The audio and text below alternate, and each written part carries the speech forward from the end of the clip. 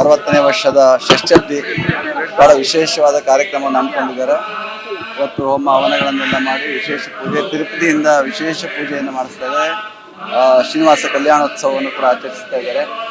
ಪ್ರತಿ ವರ್ಷ ಅವರ ಹುಟ್ಟುಹಬ್ಬವನ್ನು ಎಲ್ಲ ಅವರ ಸ್ನೇಹಿತರು, ಬಂಧು ಬಾಂಧವರು ಮತ್ತು ಅವರ ಶಿಷ್ಯರು ಎಲ್ಲರೂ ಕೂಡ ಆಚರಿಸ್ತಾ ಬರ್ತಾ ಇದ್ದಾರೆ. ಆದರೆ ಈ ವರ್ಷ 60ನೇ ವರ್ಷ ಆಗಿರೋದ್ರಿಂದ ಒಂದು ವಿಶೇಷ ಕಾರ್ಯಕ್ರಮವನ್ನು ಆಯೋಜಿಸಿದ್ದಾರೆ. ಅದನ್ನು ಅವರ ಆಯುಷ್ಯದಿಂದ ಅಳೆಯೋದು ಯಾವುದಪ್ಪ ಅಂದರೆ ಅವರ ಸೇವೆಯಿಂದ ಅಳಿತಾ ಇದ್ದೀವಿ ನಾವು. ಕೇವಲ ಆಯುಷ್ಯದಿಂದ ಅಳೆಯೋದಲ್ಲ.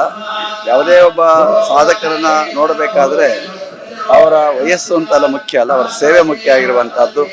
ನಮ್ಮ ಪ್ರಕಾಶನಾಥ ಸ್ವಾಮಿಗಳವರಿಗೆ ಒಂದು ದೊಡ್ಡ ಆಶೀರ್ವಾದ ಅಂದರೆ ಬಾಲಗಂಗಾಧರ ಮಹಾಸ್ವಾಮಿ ಅವರ ಅಂತರಂಗದ ಒಬ್ಬ ಶಿಷ್ಯ ಅಂತಂದರೆ ಇವತ್ತಿಗೂ ನಾವು ನೆನೆಸ್ಕೊಳ್ಳೋದು ಪ್ರಕಾಶನಾಥ ಸ್ವಾಮಿಗಳವ್ರನ್ನ. ಆ ರೀತಿಯಲ್ಲಿ ಅವರ ಅನನ್ಯ ಆತ್ಮೀಯ ಭಕ್ತರಾಗಿ, ಅವರ ಶಿಷ್ಯರಾಗಿ ಇವತ್ತು ಅವರ ಆಶೀರ್ವಾದದಿಂದ ಇಷ್ಟು ಎತ್ತರಕ್ಕೆ ಬೆಳೆದು ಇವತ್ತು ಶಿಕ್ಷಣ ಕ್ಷೇತ್ರದಲ್ಲಿ, ಸಾಮಾಜಿಕ ಕ್ಷೇತ್ರದಲ್ಲಿ ತನ್ನದೇ ಆದಂಥ ವಿಶೇಷ ಕೊಡುಗೆಯನ್ನು ಕೊಡ್ತಾ ಇರುವಂತಹ ನಮ್ಮ ಅರ್ಥಮೇರಾದ ಪೂಜ್ಯ ಪ್ರಕಾಶನಾಥ ಸ್ವಾಮಿಯವರಿಗೆ ಅವರ ಹುಟ್ಟುಹಬ್ಬಕ್ಕೆ ಶುಭಾಶಯವನ್ನು ಕೊಡ್ತಾ ಇದ್ದೀವಿ.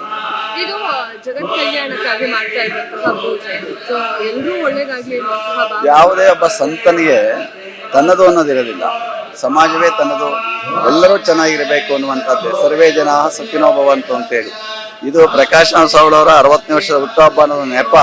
ಆದರೆ ಜನಗಳಿಗೆ, ಲೋಕಕ್ಕೆ ಹಿತ ಉಂಟಾಗಬೇಕು ಅನ್ನುವಂಥದ್ದೇ ಮುಖ್ಯ. ಆ ಕಾರಣದಿಂದ ಎಲ್ಲವನ್ನ ಆಯೋಜಿಸಿದ್ದಾರೆ. ಎಷ್ಟು ವೈಭವದಿಂದ ಇದು ವೈಭವ ಅನ್ನೋದಕ್ಕಿಂತ ಭಕ್ತಿಯಿಂದ ನಡೀತಾ ಇದೆ ಅಂತ ಹೇಳಬೇಕಾಗಿದೆ.